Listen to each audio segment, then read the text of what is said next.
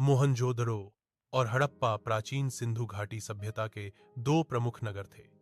यह सभ्यता लगभग 2600 ईसा पूर्व से 1900 ईसा पूर्व तक फलती फूलती रही।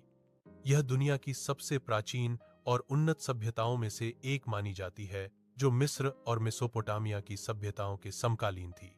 हड़प्पा की खोज 1921 में पुरातत्वविद दयाराम साहनी ने की थी, जबकि मोहनजोदड़ो की खोज 1922 में राखालदास बनर्जी ने की।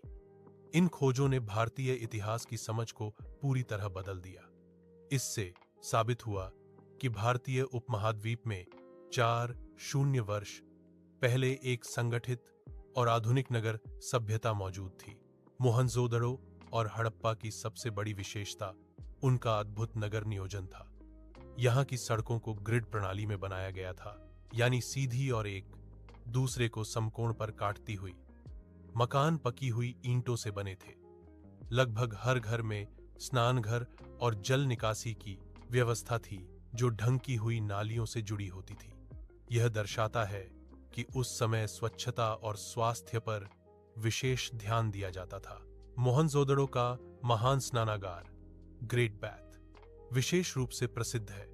माना जाता है कि इसका उपयोग धार्मिक अनुष्ठानों के लिए किया जाता था।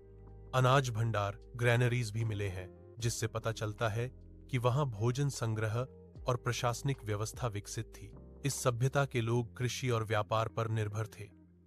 वे गेहूं, जौ और कपास की खेती करते थे। कपास के उपयोग के शुरुआती प्रमाण भी यहीं से मिलते हैं। मेसोपोटामिया के साथ इनके व्यापारिक संबंध थे, जहां से सिंधु सभ्यता की मोहरें मिली हैं। इनकी लिपि अब तक पूरी तरह पढ़ी नहीं जा सकी है, जिसे सिंधु लिपि कहा जाता है।